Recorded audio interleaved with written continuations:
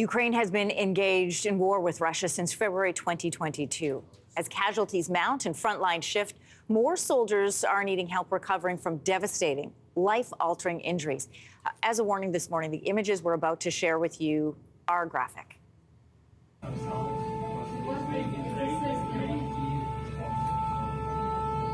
It's an air raid siren, and these pictures that we're showing you have come to us from Face the Future Foundation.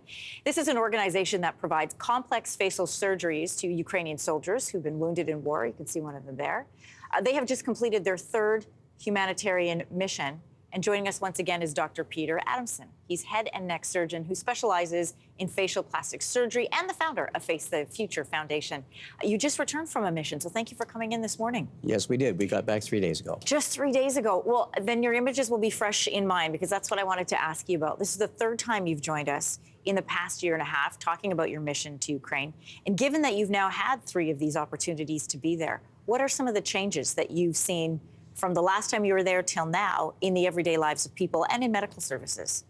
We're seeing some terrific changes. First of all, with regards to our foundation work, our goal is to treat these these patients who have very severe and complex injuries. So we take multi-specialty teams of surgeons to do this.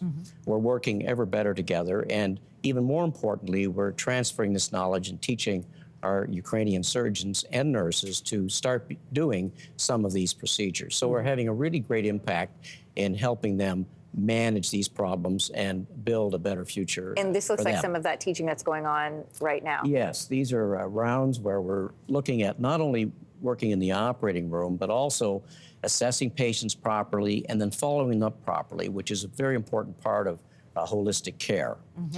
We're also doing a tremendous amount of teaching. We had over 130 surgeons in the audience for a symposium, over 230 nurses in a symposium.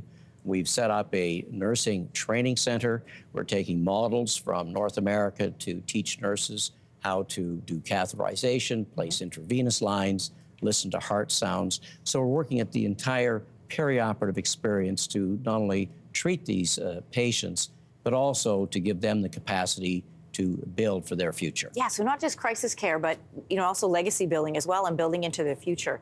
We were just sharing some of those pictures there that are, some of the work that you've been doing there. And you're dealing with injuries that often require, you can see how complex they are, multiple surgeries. Is there a patient or a scenario or a story that sticks out in particular in your memory? There are so many compelling stories that we hear and see in Ukraine. One individual that we all think of is a fellow by the name of Andriy and his wife, Irina. And this gentleman has lost sight in both eyes. He's had both his forearms amputated, this from a bomb blast.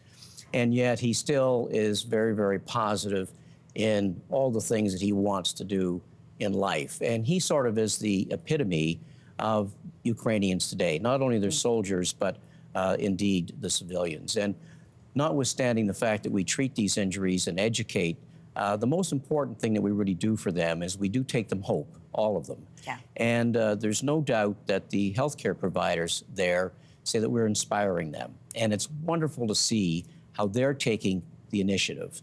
And what we're really doing is providing them the opportunity to do that. Well, part of the hope, I think, that comes with your visits is the fact that the world is still paying attention and that they have not been forgotten. There's been a lot of discussion about financial support to Ukraine, especially coming from the West. What are people there saying to you, whether you're talking in the hospital or to patients?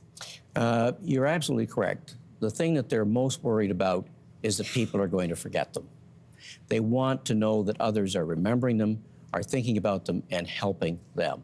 And so that's something that we very much can do.